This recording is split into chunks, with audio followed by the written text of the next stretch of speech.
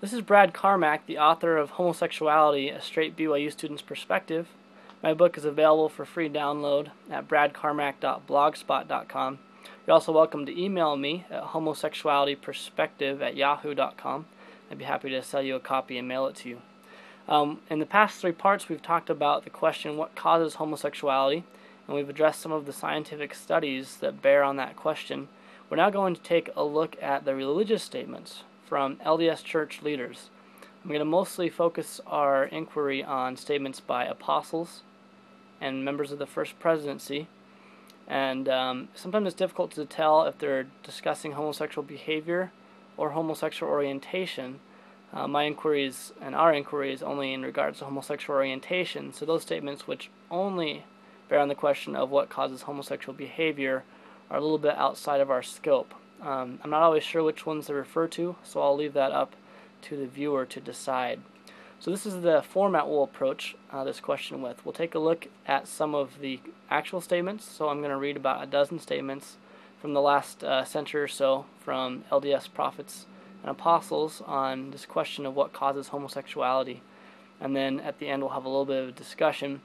I'll summarize some of the larger universal statements. In my book I detail about 60 statements by church leaders on what causes homosexuality, and we'll kind of I'll share the conclusion that I came to after reviewing both the scientific studies and the LDS statements which bear on this question of what causes homosexuality. Okay? More specifically, homosexual orientation. So, first, to establish that statements from prophets as well as scientific studies are valid sources for a faithful LDS member to look for answers, there's a quote from the First Presidency that says, "Our religion is not hostile to real science. That which is demonstrated we accept with joy. But vain philosophy, human theory, and mere speculations of men we do not accept, nor do we adopt anything contrary to divine revelation or to good common sense." So again, our look at statements by church leaders will be an attempt to sort of gauge what revelation has come out on this issue. Of course, there's a hearty debate about whether or not these statements by apostles qualify as revelation or doctrine. Again, I will leave that question to the viewer, and will merely limit the scope of statements to those made by apostles and prophets in an attempt to kind of get a consensus view from the LDS leadership on what causes homosexuality. The reason I do this is because generally LDS members in practice take doctrine and revelation to kind of come from the consensus amongst apostles and prophets of the LDS Church. So let's start with the recent one. This was in 2010 by an apostle. And again, if you want to have the references for most of these statements, they are all available in my book.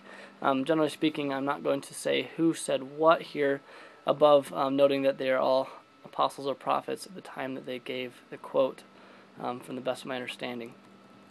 Quote 1, "Some suppose that they were preset and cannot overcome what they feel are inborn tendencies towards the impure and unnatural. Not so. Why would our Heavenly Father do that to anyone? Remember, He is our Father." Okay, that was from 2010. The next quote says that homosexuals can be assured that in spite of all they may have heard from other sources, they can overcome and return to happy, normal living. Okay? Again, we're going to go through about a dozen of these quotes, and they are available in my book. Quote number 3, "To the misinformed who believe that God made them that way, this is as untrue as any other of the diabolical lies Satan has concocted. It is blasphemy. Man is made in the image of God. Does the pervert think that God to be that way?" Okay, the next quote. "For centuries men have sought to find the cause of this condition," speaking of homosexuality, "but it is not a physical disorder. A most extensive physical examination will not reveal one shred of evidence that it is. Physicians have never located any tangible control center in the body that can be adjusted by medical or surgical means to change this condition. The next obvious place to look is the emotional or psychological part of our nature. Here we come closer." And one of the strongest statements on this question came from a member of the First Presidency in 1995. "The false belief of inborn sexual orientation denies to repentant souls the opportunity to change, and will ultimately lead to discouragement, disappointment, and despair. I'll read that one again. The false belief of inborn sexual orientation denies to repentant souls the opportunity to change, and will ultimately lead to discouragement, disappointment, and despair. A few more. There are said to be millions of perverts who have relinquished their natural affection and bypassed courtship and normal marriage relationships. This practice is spreading like a prairie fire and changing our world. They were without natural affection for God, for spouses, and even for children. Okay, this next quote comes from 1976. There is a falsehood that some are born with an attraction to their own kind, with nothing they can do about it. They are just that way and can only yield to their desires. That is a malicious and destructive lie. While it is convincing to some, it is of the devil. A couple years later, it was not God who made homosexuals that way. He gave all mankind free agency. One apostle, speaking about how to eliminate sodomy, which is homosexual behavior, said this: "How can sodomy be stopped? Not while those who have knowledge of those filthy crimes exist. The only way, according to all that I can understand as the Word of God, is for the Lord to wipe them out, that there will be none left to perpetuate the knowledge of those dreadful practices among the children of men. And God will do it, as sure as He has spoken by the mouths of His prophets." Okay. There was a couple pamphlets that have been put out by the church in the 70s, Horizons for Homosexuals, and Hope for Transgressors. I'll quote a little bit from those two. Here's one. It says, "The entrenched homosexual has generally and gradually moved all of his interests and affections to those of his own sex, rather than to the opposite sex. And herein is another step. When you feel he is ready, he should be encouraged to date and gradually move his life towards the normal." Another quote, this time from Horizons for Homosexuals. "Satan tells his victims that it is a natural way of life, that it is normal, that perverts are a different kind of people born that way, and that they cannot change. This is a base lie.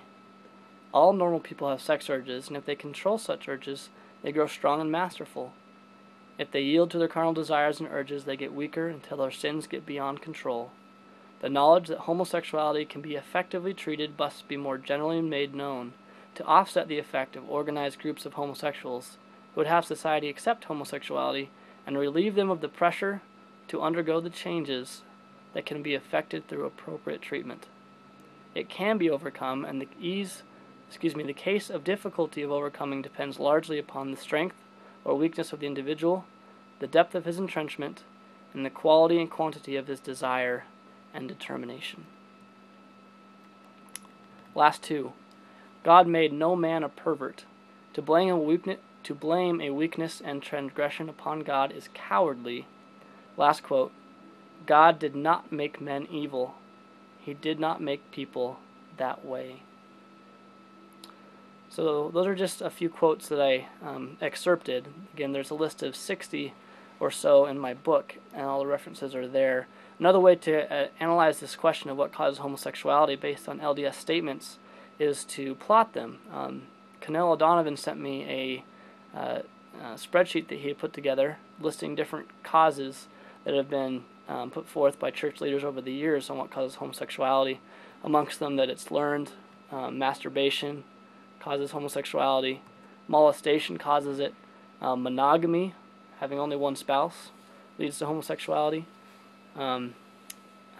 faulty parenting, pornography, being curious, treating homosexuality as a disease or contagion that you get from others, selfishness has been one, unchecked appetites, Satan, speaking about it, and there are a number of others. And in the book I show that chart and show by year what LDS leaders have said. And most of those statements are from the last 50 years. So let's do a little discussion now. We've gone over some of the statements themselves and sort of a little bit of analysis of them. Now, taken together, both these statements and the scientific studies that bear on the question, what conclusion do I reach? Again, I would hopefully leave it up to you to come to your own conclusions on what theory or conclusion is best supported by the available data. But looking at a lot of the statements on what causes homosexuality from the Brethren, they're oftentimes inconsistent and contradictory. And in that case, it seems almost impossible to pick or choose one over the other and decide that that is the LDS view or that that is the truth or both. And similar, tensions have been found, for instance, in statements by apostles on evolution. When Apostle A says X and Apostle B says X prime, and X prime are opposed to each other, it's difficult for a member to know what to think and believe as between the two. There's a recent statement in 2006 by Elder Oaks that says, "The Church does not have a position on the causes of any of these susceptibilities or inclinations, including those related to same-gender attraction. The Church does not have a position." He says, "These are scientific questions, whether in nature or nurture. Those are things the Church doesn't have a position on." Now, that's a good example. That was in 2006, 11 years before. A member of the First Presidency, it says that the idea of inborn sexual orientation is a false belief.